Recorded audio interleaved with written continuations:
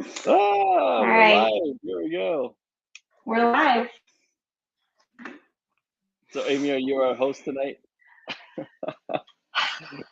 I guess I'm the host, hostess with the mostest right here. There we go. All right. Welcome, everybody, to Pivot Ready Live. I'm Dirk Van Reenen. We've got uh, Amy McDaniel joining us tonight. She runs operations for Berkflow. And really, we're just going to be talking about overcoming obstacles. And really, how do you tackle tough times? How do you tackle challenges, obstacles?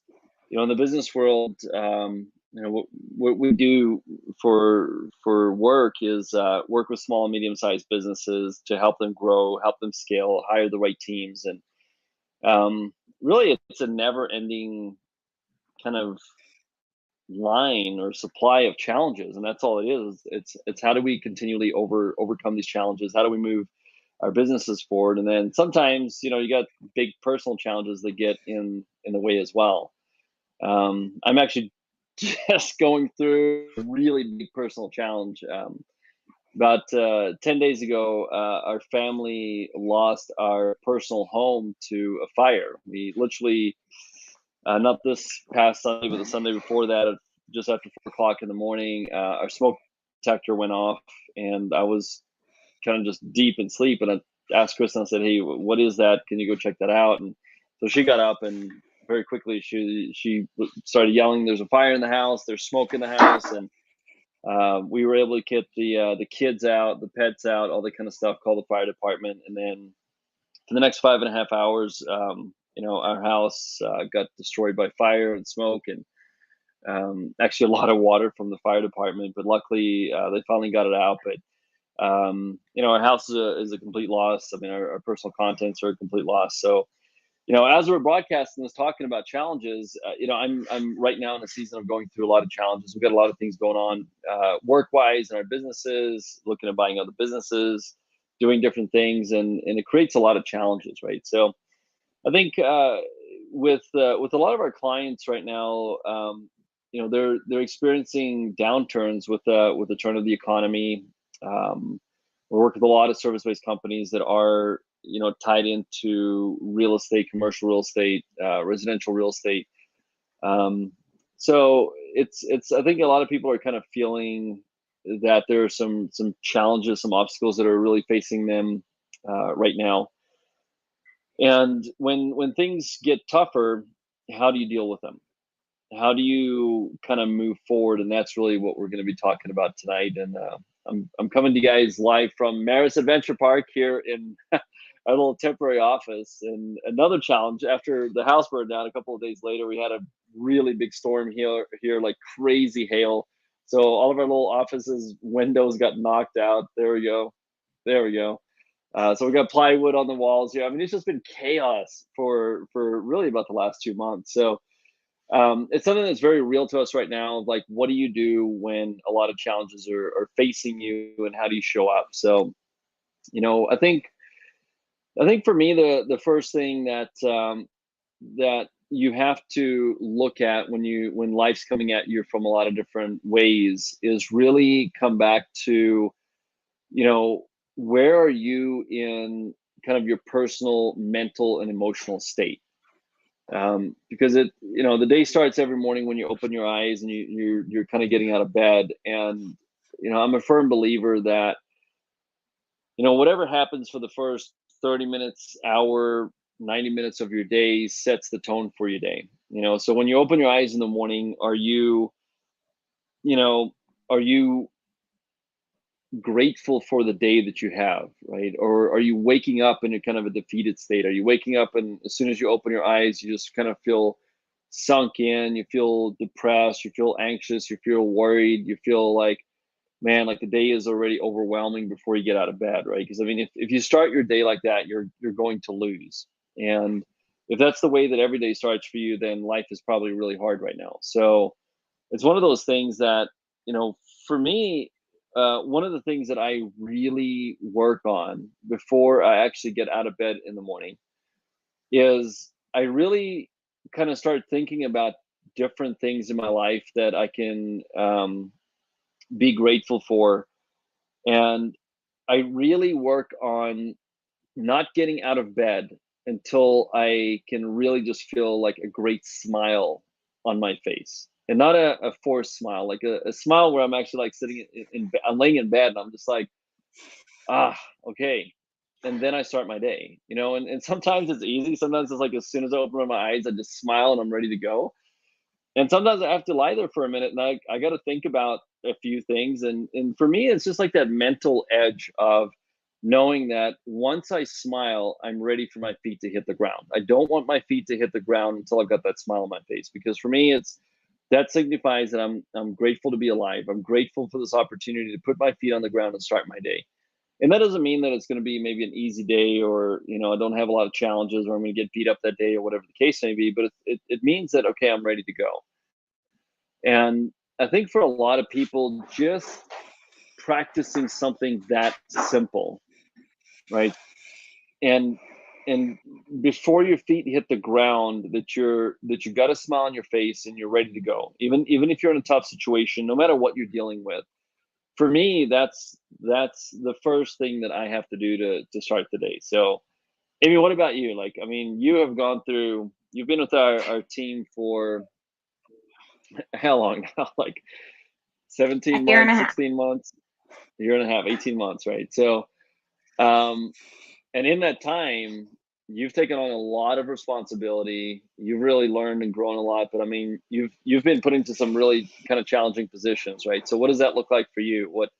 When you're facing a lot of things, when it feels like, a lot of things are kind of coming down on you. I mean, you had a personal challenge last week. Your grandfather passed away, so kind of a lot of things happening in our universe right now, right? It's just messy chaos, challenges. But what does it look like for you? How do you start your day? I don't start my day thinking. That's my thing. Um, You just get into the motions, huh? I do. I do think there's a lot of value in how I start the day is what grounds me in the day. And so for me, it's physical exercise is the first thing I do. Like we get up and out the door to the gym, work out. I spend some time outside, and I I complete some massive tasks. So I have a weird thing like I can't sit down to work unless my kitchen's clean. So like my surroundings are clear of clutter and everything is clear. And then when I sit down at my desk, it's very similar. Once I get to my desk, the first thing I do is my gratitude and my journaling and kind of my planning for the day. And so from start to finish that morning routine, it's all about just like grounding me and clearing the clutter and clearing out the day and setting the priorities and just getting really clear on what needs to be accomplished.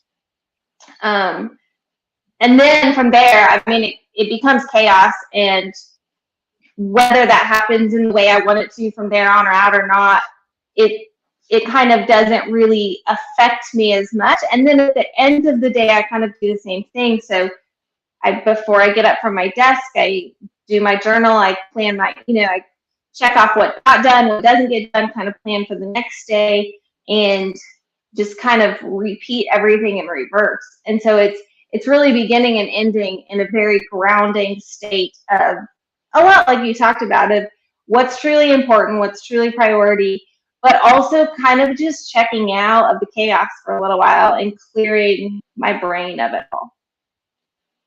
Yeah. See, Brad kind of said, "What's up?" Hey, Brad, how are you, man?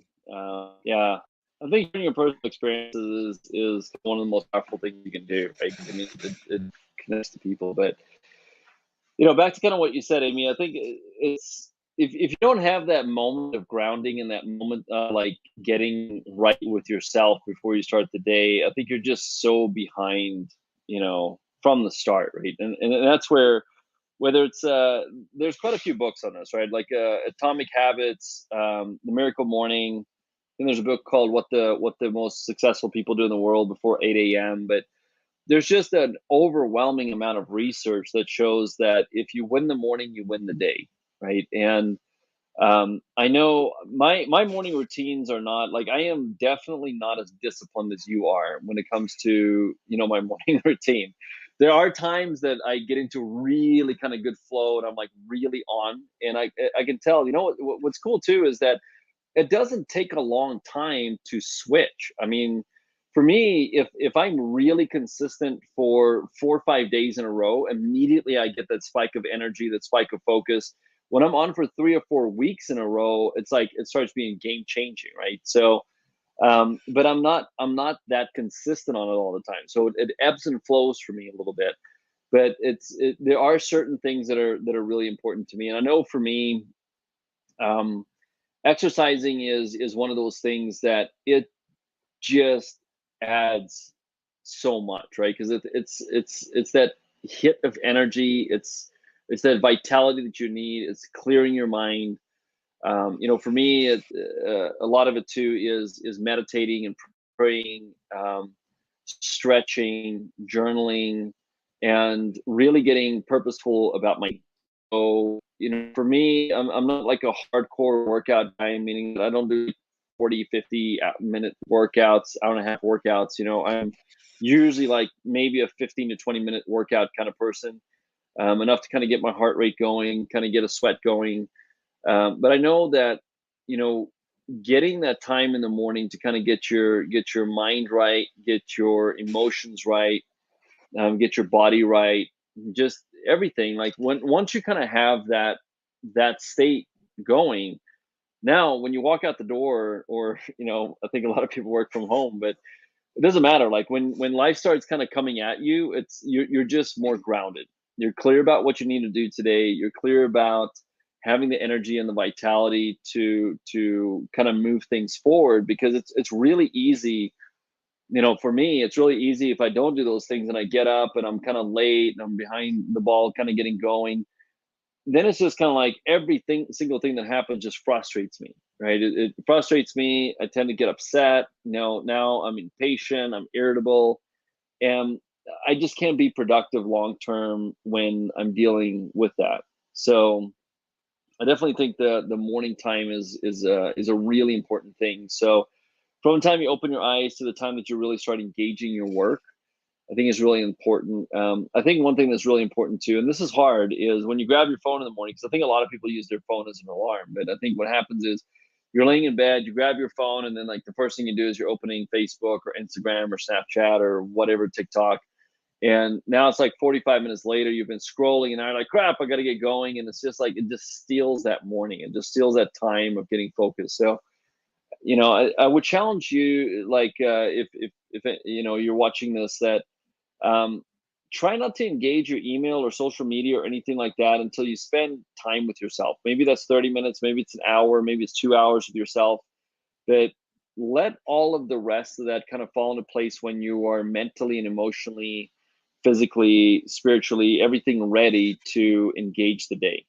That makes a massive difference. And it's one of these things too that it's exponential over time, meaning that, if you do it for 3 days or a week in a row, it's like you're going to get a little bit of a boost. But when you do it for 3,000 days, in a row, or if you're hitting 85% over 3,000 days, that's a lot of time, right? So I mean, that's going to be 10 years. And if you kind of really look at that over a long period of time like that, the difference is going to be astronomical in the type of life you live, the kind of people that you're surrounded by, your net worth, your level of success in your career. I mean, there's your health and vitality. I mean, there's so much that's going to be so different. And for me, the easiest way to kind of really look at this and see, if I'm being on the right track, is all I got to do is look back, right? If I can look back, and I look back 3 years ago, is my life um, a lot, has it progressed a lot in the last 3 years? That's always kind of what I look at. Is if I can't see that I've really had a lot of movement, much progression, much learning experience in my life over the last 3 years, then I know that I'm not on an exponential curve, right? But that's the way that you can quickly tell, like, is my life really moving forward, or do I just think that my life's moving forward, right? Is you know because over a year, typically, sometimes you can't always tell over a year, right? But I think at least over 3 years, you can definitely tell, is my life moving forward? Am I being more successful in different areas of my life? What does that look like? So yeah, the morning routine is really, really important, you know. I think too, Dirk, one of the things I was thinking about, so you were talking about staying off your phone in the morning, and I actually have my phone that goes onto a do not disturb cycle at like 9 p.m. It doesn't come off of that until I'm at the gym, ready to work out in the morning. So like you can use your alarm, you can but use the tools. And that's the one thing I think a lot of people forget is when we're in business, we're always looking for tools to make the job easier, to make life easier, and everything like that. But there's a ton of tools that are making your life easier, and not easier, but like better in these things. And it might make it uncomfortable. Like you might not like the fact that you can't get on Facebook first thing in the morning, but it's going to help you prevent you from falling into those bad habits as well. Yeah, and I mean like that's environmental influences, right? I mean because I think it's we allow our cell phones to dictate our lives. You know, one thing that that I don't do is that I don't have any. I mean, the only alarm that's on my phone is the alarm that goes off in the morning when I wake up. So I don't get a ding when I get an email. I don't get a ding when I get a text message or even a call or voicemail, or certainly I don't have any notifications on for any kind of social media or anything like that, right? Because I don't want my phone to ping and control my life. So my phone is silent until I'm ready to pick it up and I'm ready to engage with it. And even with that, it's hard, right? I mean, I recently, you know, just had to delete Facebook off of my cell phone because when I looked at my usage report, and I mean, that's another really important tool that I think people need to look at. I'm not sure what that looks like on Android, but on an iPhone, if you kind of scroll over all the way, I think to the right, um, there's a usage report that just shows you how much you're using your phone on a daily basis, on a weekly basis, and then it'll actually, if you go into that and just kind of play around with it, it'll actually show your day over day and your week over week activity. So it'll actually say, hey, you use your phone an average of this many hours this day, and then it'll actually give you a breakdown of like what apps did you use and classify those apps. Like, hey, you use your phone for so much social, so much this, so much this. So you know, for me, it's just like I was kind of finding myself spending way too much time on social media, and it wasn't even productive social media. It was just like mindless scrolling, and I was like, this is pointless. Like I'm wasting my life here. So um, for me, it was easier just to delete it and take it away. And then all of a sudden, it kind of gets to the point where, like, in the first couple of days, it's like I'm still grabbing my phone and I'm turning my phone on, and I'm like, "Where's the app?" And it's not there. And then, but then within a couple of days, it's just kind of like, it doesn't matter. And really, my life's not any better whether I'm engaging more or less on Facebook, right? I mean, it's just not. So, but what I do know is that if I'm being more purposeful about my time and I can allocate that time to more productive things, like you know, being more present with my family, or you know, being more crisp at work, and you know, because it's usually like I don't have a lot of trouble with it like during the day, because I mean I'm usually pretty focused on kind of like working on things and getting stuff done, but it's like those little bit of like in between times, like you know, in the morning, maybe during lunchtime, or like in the evenings, stuff like that, and I'm like, man, like if I can get another hour, 2 hours of good time that I can either be reading, spending with my family, working on something productive, learning something new, whatever the case may be. Again, like a week doesn't make a big difference, but 10 years of living makes a massive difference. I can learn maybe 2 or 3 new languages in the next 10 years. I can master new craft. I can study something. I can you know, build exponentially a better relationship with my family, with friends, whatever the case may be. So I think it's really important to understand kind of what that looks like as well, with that. Okay, so how about this, right? Let's talk about things getting tough, right? Because I think we talk about this a lot, right? The world is changing at an ever increasing pace. It's creating an additional level of stress and anxiety for people. And I don't know if you noticed the same yet, because I think everybody's news intake is so individual today. I don't think like I don't hear people talking about like, oh, did you see that news thing last night on Fox or on CNN? I think it's like people just get bits of news on their cell phone, mainly through social media, right? So I think everybody has different news sources and inputs today, but my general sense is, man, like there's just a lot of noise in the world today. And a lot of it is kind of geared towards fear and anxiety and uncertainty, and that's kind of spinning this thing. And I mean, I've seen some stuff in different circumstances where people are just nervous and anxious, and they're not certain what to do. They're not certain what to focus on. And I think it's really kind of an epidemic of because people are using social media so much, and now it's not long articles, it's just like little bitty videos that are like, a 3-second video, a 5-second video, and you're consuming hundreds of these in a course of an hour.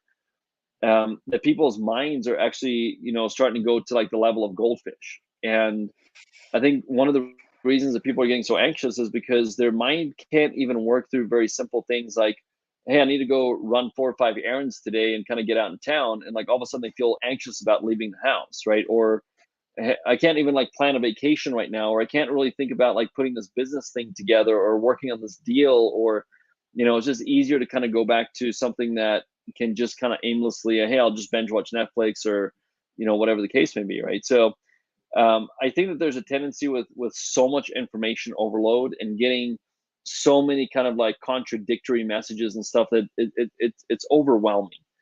And then I think you add on top of that, now that we're actually in a real recession, we're in a downturn, and for so many people, this is literally the first downturn that they've ever experienced, right? There's so many people in the working world, so many business owners, that this is really the first time ever that they're experiencing a downturn, because it's been 12 years now since the last recession, right? So, typically we have a downturn every 6 to 7 years. Now it's been 12 years.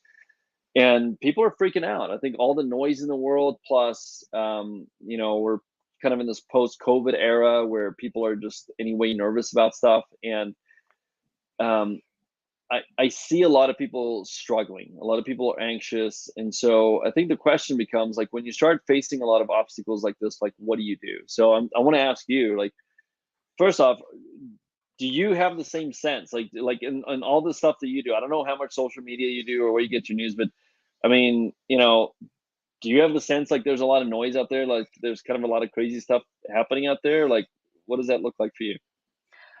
I think I agree with you 100%. And I actually, a few weeks ago, also deleted all of the social media off of my phone.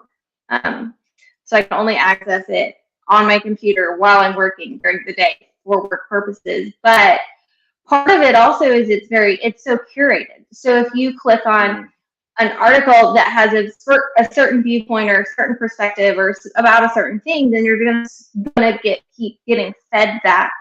And for me, it became very much the noise level, but also the noise level of like, I can't even see what reality is anymore. Like I'm only being fed certain perspectives. And so the irony of that is, by deleting social media, and like really what I started to focus on was slowing down the chaos and slowing down the noise that was around me, so that you could start to see clearly what, I was talking to a friend the other day, and we're at totally at different ends of the spectrum. Like I'm in the business world and she's raising 4 kids, but we were talking about decision fatigue, and it was like so real for both of us on totally different levels. And it's like the amount of information that you come in and you process, and the questions that you answer, and the decisions that you make on a daily basis, it moves so fast that it's exhausting on top of everything else. And I think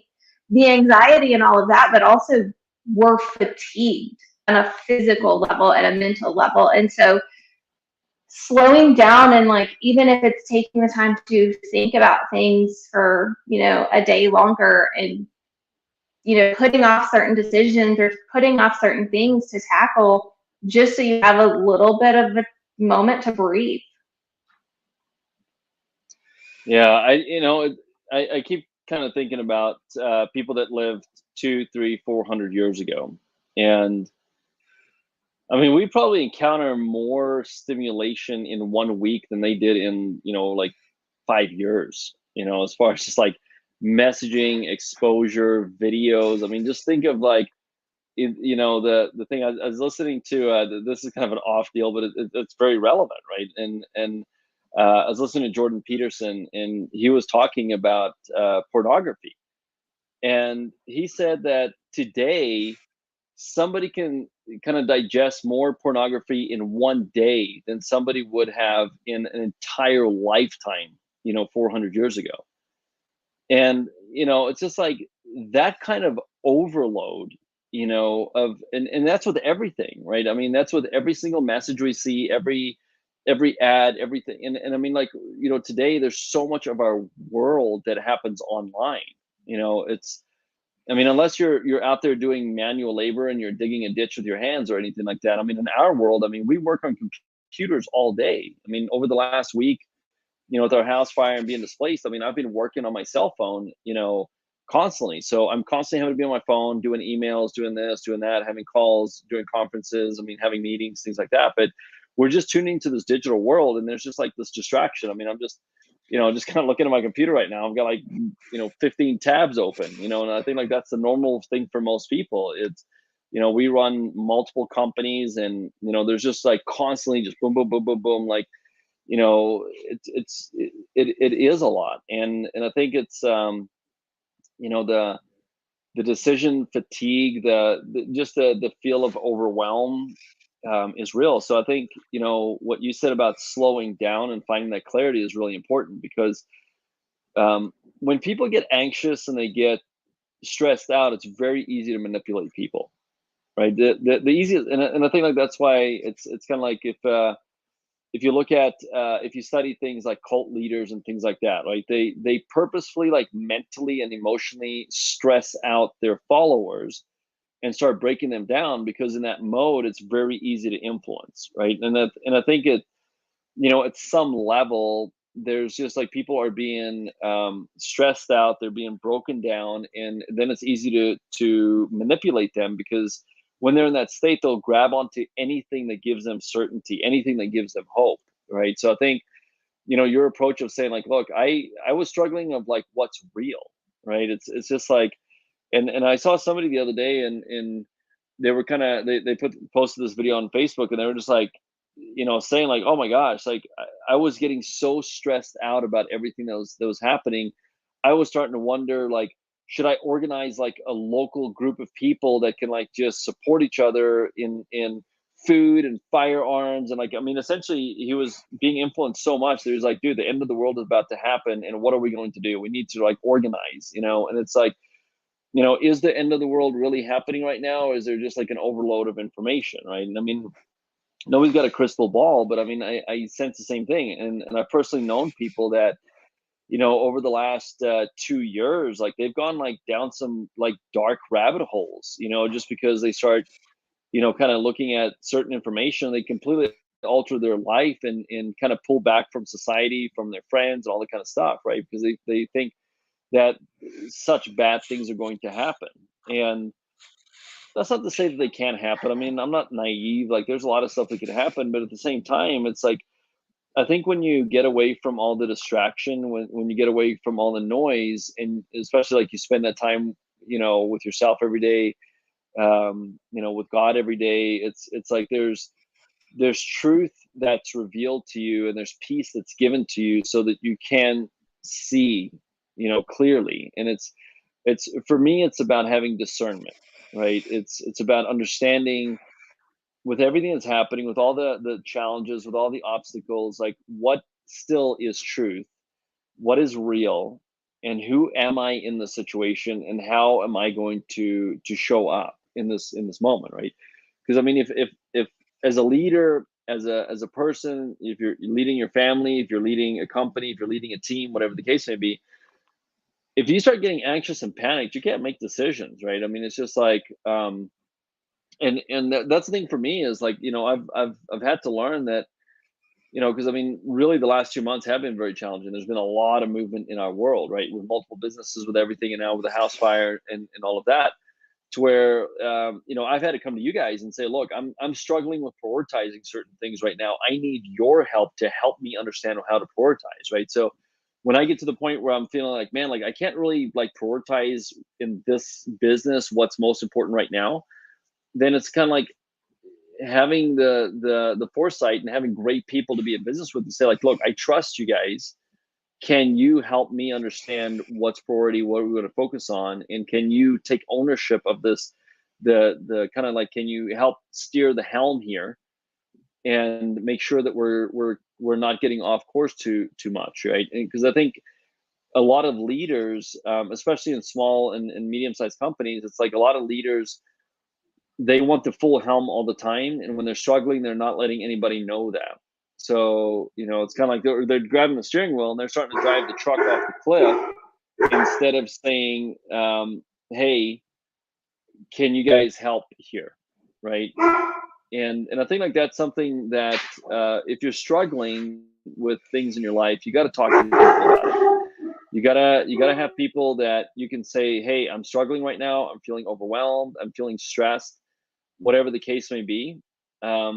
I think it's something that you absolutely have to do, because if you don't, you're isolating yourself, and that's the worst thing that you can do is isolation. So whether you're talking to a coach, a therapist, a friend, somebody, but like talk about it. And I think like that's one thing that we do well in our world is we're very transparent about the challenges we have. We're very open about when we're having hard times, when we're having good times, whatever it is, because for us, like being transparent it opens the conversation that, hey, we're all human, we're all struggling, nobody's Superman or Superwoman out here, and we all need help. Okay, so I any think thoughts on too, that? And then we got a question here from Jake. yeah, and Jake's question actually, what are the challenges that leaders often underestimate? I think one of the things you said earlier is when you are stressed out, you're grasping for anything that you can control. And sometimes as a leader, I think we underestimate how much our personal stress is going to impact it, because a lot of times what I see happening is when you are at a level of stress personally, you feel like work is the one thing I can control. And so you start grasping for control in that realm, or vice versa. If stress is really chaotic, then you start to grasp for control in your personal life. And so I think to me, and to Jake's question, like that's the one thing that sometimes we underestimate is how much it's impacting everything around us and how much it impacts every aspect of life. And like you were talking about, having the wherewithal to know, like, okay, I'm under a large amount of stress and I need to relinquish what I can't control or what, and I need to ask for help and bring other people in to calm the stress is the best thing that we can do, but it's often counterintuitive to what we want to do. Yeah, well, I think the paradigm of the work world is that leaders know it all. They're not stressed. They have all the answers. I mean, that's a very old paradigm, but it still very much exists, and especially in a lot of different industries, right? So I think that's a good input to Jake's question here. I think the other thing too is, Jake, um, we I think we always underestimate, you know, what's going to come out from the sidelines. What have we not accounted for? Because it's kind of that cycle of like, hey, here's the vision, here's the goals, let's start working, and then all of a sudden you start going in a direction and everything starts happening. And I think like that's one thing a lot of times that we kind of underestimate how many challenges we're going to have along the way of moving things forward, and being able to stay focused and get to the finish line. It's something we've talked about a lot, right? I mean, we've really worked a lot over the last I'd say almost a year now. It'll be a year in October, I think. But like, how do we execute at a higher level in our company, right? With a lot of distractions, with the with a leader that has ADD and a lot of like, bright ideas and sees opportunities everywhere and gets excited about everything. How do we stay the line? How do we move things forward? How do we execute? How do we build systems? And I think a lot of times, leaders underestimate that. And I think especially like people that are very optimistic and very energetic, they just tend to underestimate those things, right? They're just kind of starry eyed about what moves forward. And I think it's something you have to learn as a leader is what is it really going to take for us to move this forward, to take things to the next level. Um, and I think the other thing too that sometimes we underestimate is how much different people's personal stress around where life is today also weighs in on them, right? Different things. So, because I mean, again, like the thought would be like, oh, when somebody's working, they're working. Well, no, there's like, if you got something going on at home, it's like permanently on your mind. You can't get away from it. If somebody's got an addiction to social media, they're constantly on social media, right? They're being influenced. They're feeling weird. They're having weird conversations, whatever the case may be, and they're bringing that into work. So I think one thing that leaders underestimate today is the level of distraction that everybody goes through. I think that the level of distraction in the world has never been higher than it is today, right? It's constantly, and it's a willing distraction too. I mean, like people are willingly picking up their phone and scrolling and doing this, and like you said, it's like the algorithms are so incredibly smart today that it's like it's so quick to go down a rabbit hole, like so quick.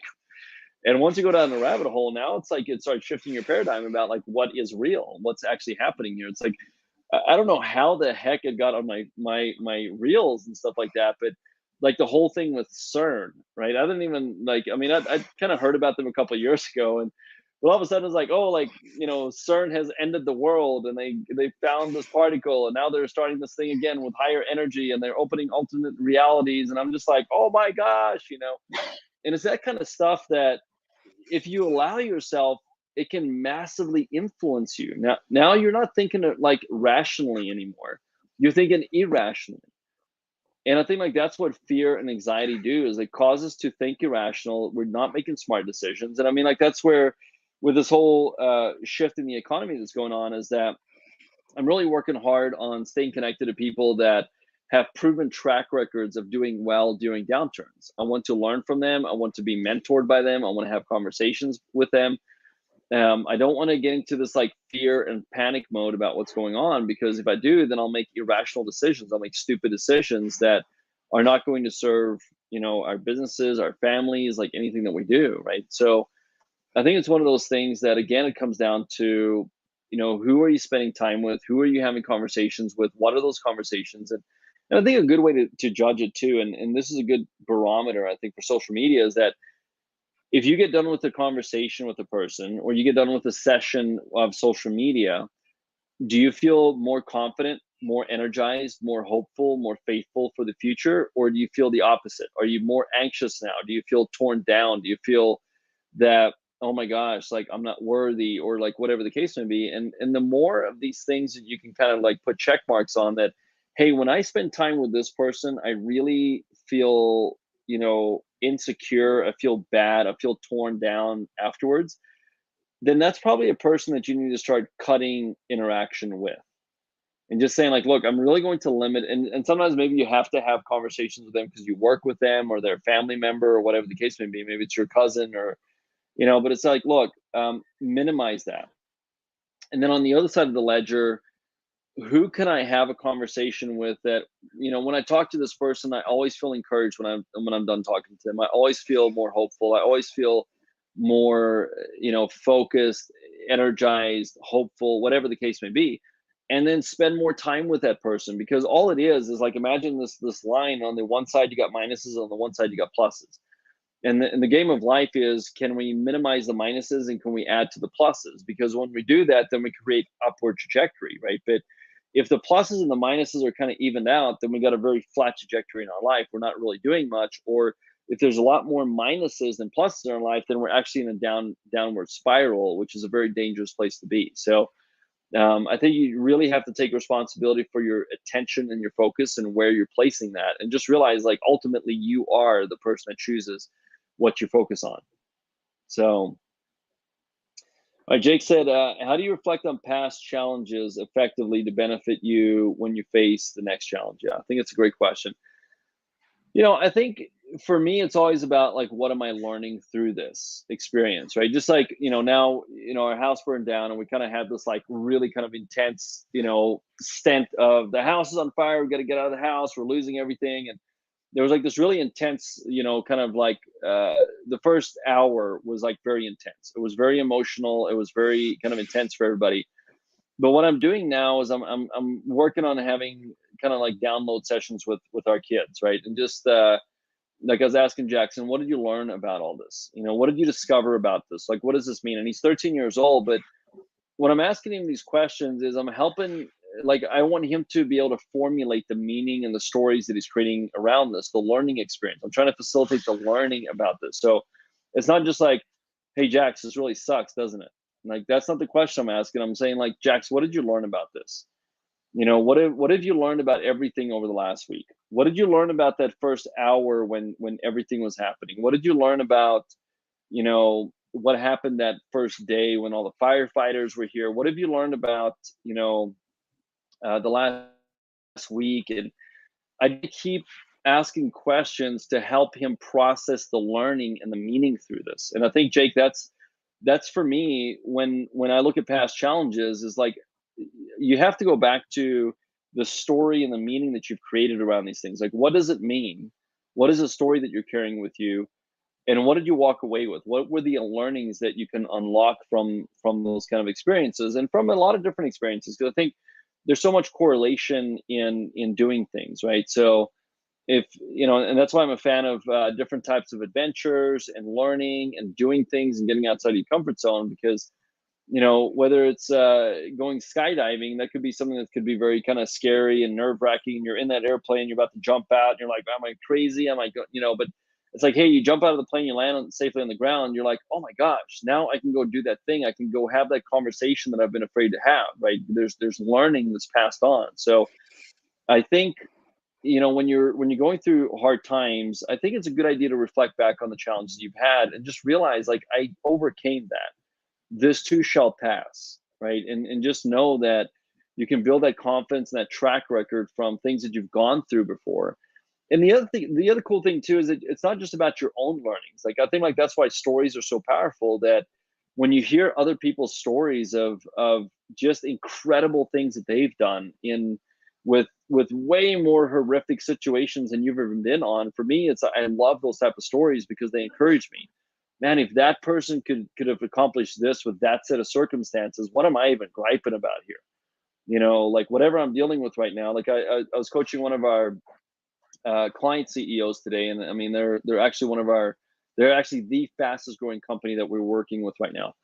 And the CEO has gone through this like incredible growth journey over the last year, and we're talking about what's happening, and we're talking about like trauma. And he said, hey, there's going to be trauma around what just happened. And I said, look, that's interesting. I haven't thought about that, but I said, for me, the only trauma around this would be if this became like traumatic for my kids or for Kristen. And obviously there's a certain level for it, but as long as I know my kids and Kristen, my wife, are okay, there's not really trauma around this. Like, I'm not that tied to the personal stuff. I'm not that tied to the house, right? It's not that big of a deal for me.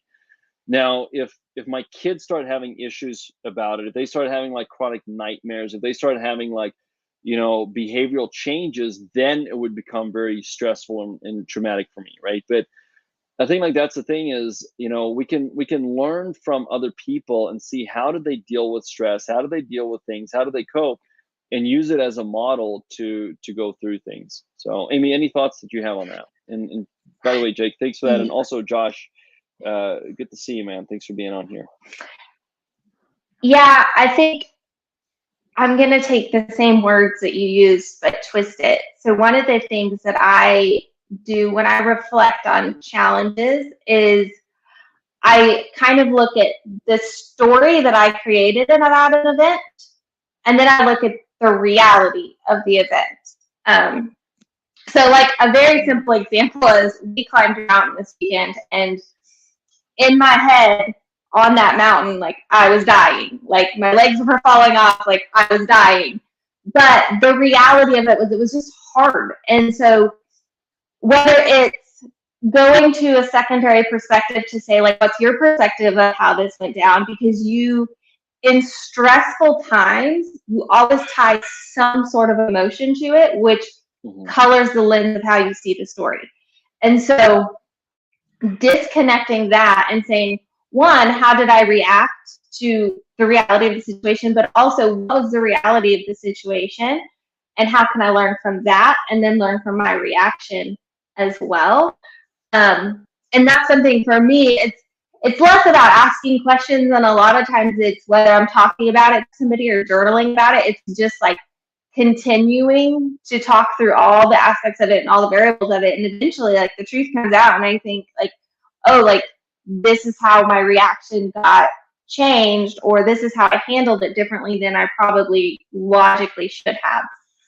So yeah, it's always interesting, right? The stories that we create our reality, right? So it is that, like, what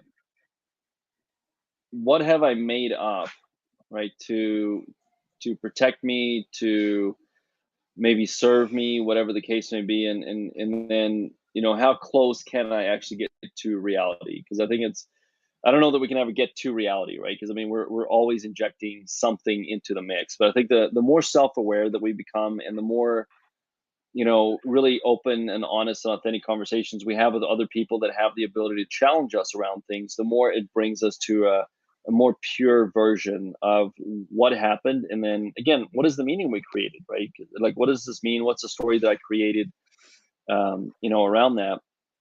And I think, you know, when you're in times where you're up against challenges, like the easiest thing to do is be a victim.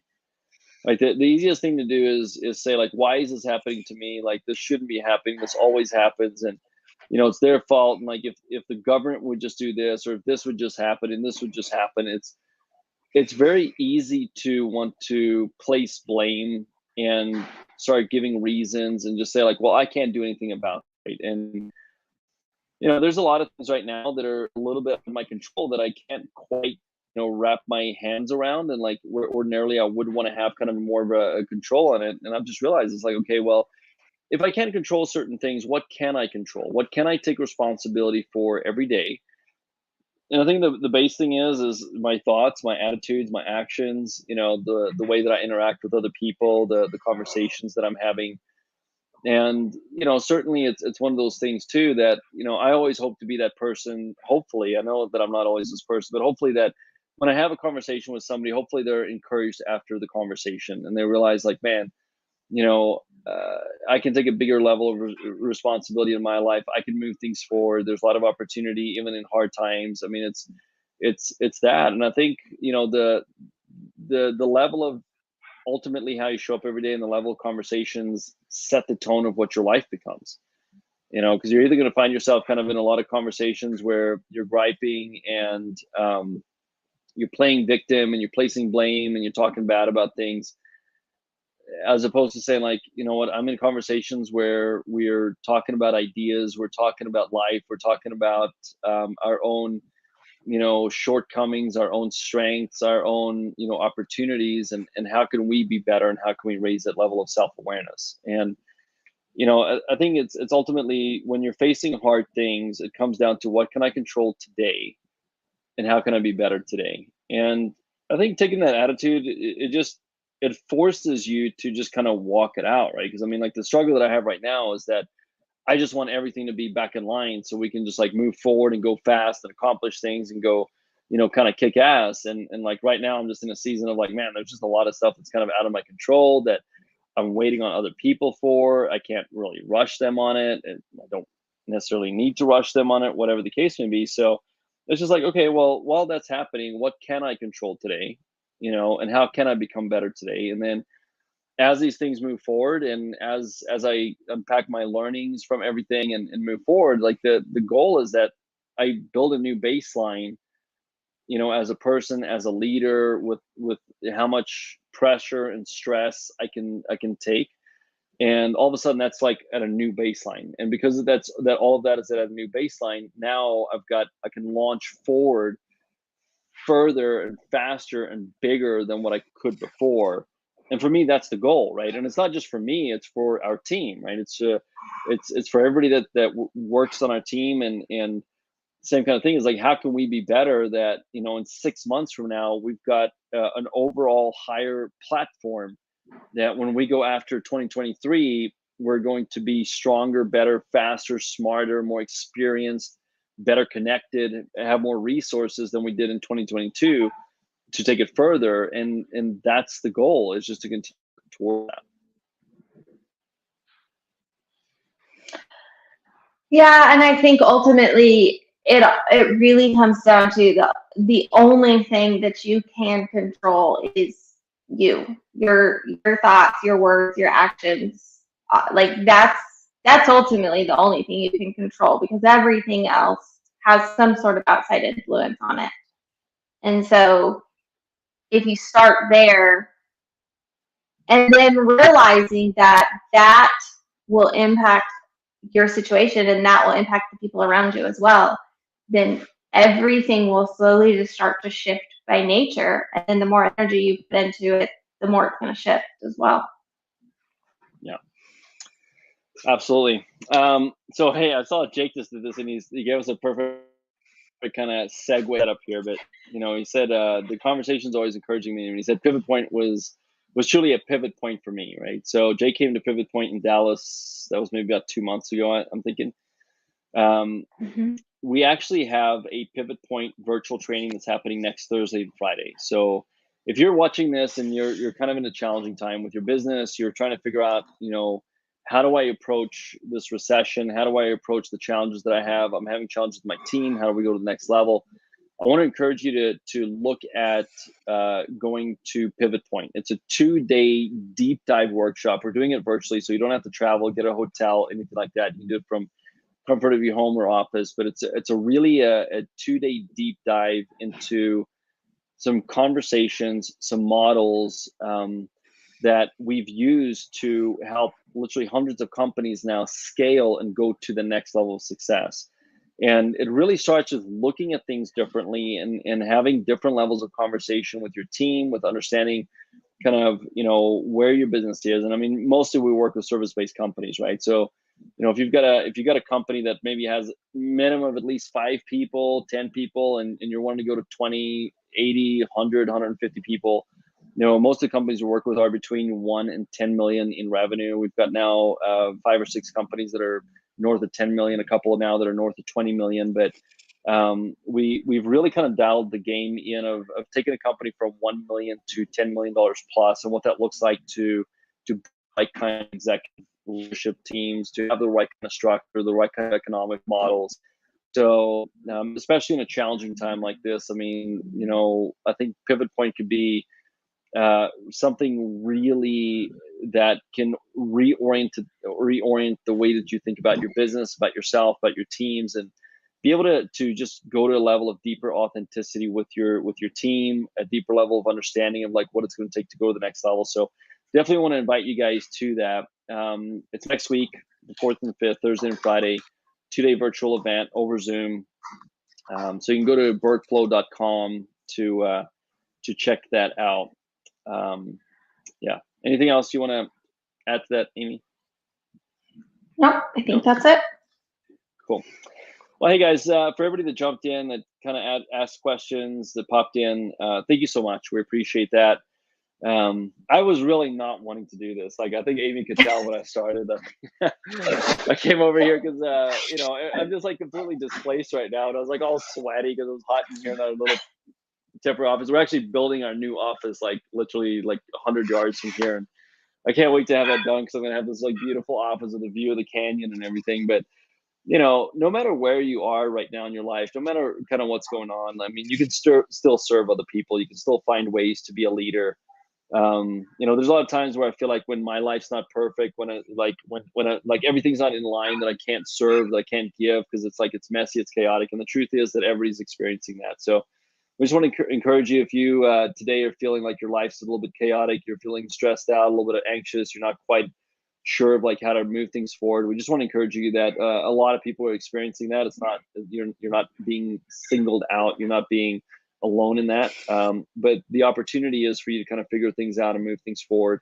And again, I would invite you to Pivot Point. If you're kind of in a place like that with your business, come spend 2 days with us, be part of the conversation. You're going to walk away being very encouraged, being very hopeful, because I mean, we're going to give you the blueprint of really how to take your business to the next level, how to have conversations with your team, how to look at things differently where other people can take more responsibility. I mean, I'm super blessed in my life to have people like Amy to be in business with, and to help run our companies. I know that I would not be anywhere that I am without incredible people like that. So we're always excited to teach other people that same thing and how to have those kind of relationships with great people. So come to Pivot Point, stay encouraged, guys. We're going to be back every Tuesday. I do think we're moving to like a afternoon time slot starting next week. What are we doing? 2 o'clock on Tuesdays. So we're not doing the evening thing anymore. Tuesdays at 2. That's easy. Tuesdays at 2. So, and hopefully one of these days I'll be coming to you from a nicer studio. But for now, coming to you from our little beat up office that got smashed by hail last week, and it was crazy. Like we didn't even know it happened until later that night. We came by to check on stuff, and I mean the windows were knocked out. We even had like the whiteboard back there had like pings in it. There was glass everywhere. I mean, it was just a mess. Like, yeah, it was a book. One of my books, like it had. I got to show you this real quick. So this book, right? I like this book a lot. Look, it's got a hole in the cover. Like hail came through the window and put a hole in the cover of the book. It got completely soaked too. So, so that's how chaotic our world is right now. But it's all good. Like we're still moving things forward. We're encouraged. We have faith, and you know, that's it. So, Amy, thank you so much for jumping on and just adding to the conversation, and really appreciate your input and being part of this tonight. So thank you so much. Yeah. Okay. Just remember to take a deep breath. Breathe. Yes, that's really important. Just breathe and stretch. Stretching is really good too. So, yeah. All right. Thanks, guys.